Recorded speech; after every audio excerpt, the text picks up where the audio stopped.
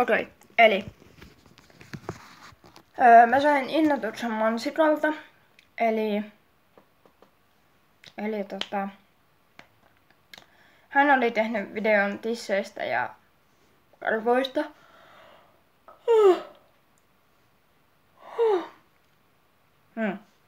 Tisseistä ja karvoista, niin ite mä kerron vähän omista kokemuksista, mitä mieltä mä oon. Mansikka kertoi siinä, että hän ei käytä rintalivejä ollenkaan. Joo, jos on niin kun Mansikka kertoo, että hänellä on aika pienet rinnat.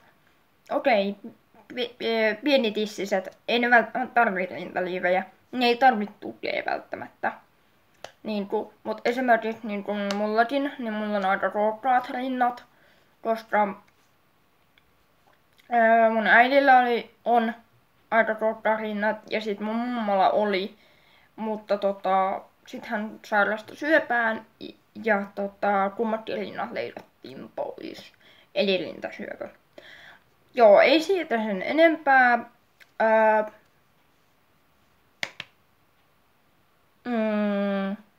Rintoja on erilaisia, ne voi olla lipputissit, pienet tissit, nännejä on erilaisia, isoja, pieniä.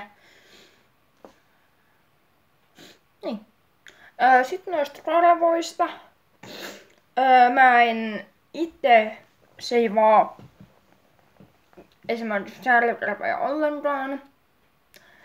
Pimpsakarvat mä seivaan silloin, kun mä jaksan kautta muistan kautta tiedän.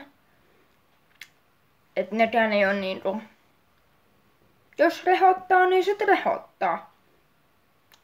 Koska mä oon sitä mieltä, että mun ei tarvitse miellyttää ketään muuta siltä, miltä mä näytän, vaan se, että mä miellytän itteeni. Et niin kun, silloin jos mä itse viihdyn omassa kehossani, niin silloin siitä pitää myös tykätä muitten. Vaikka ne niitä nyt välttämättä niinku ihan hirveästi niinku. Joo. Ja sitten rinnoista.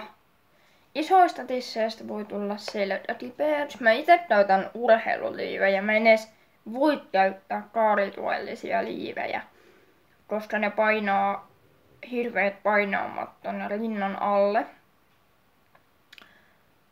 Et urheiluliivit on ollut ainoat, mitä mä oon pystynyt käyttämään. Mulla on urheiluliivit ollut jo viimeiset varmaan 5 tai 6 vuotta. Et mä en oo niinku periaatteessa yrittänytkään pistää kaarituellisia.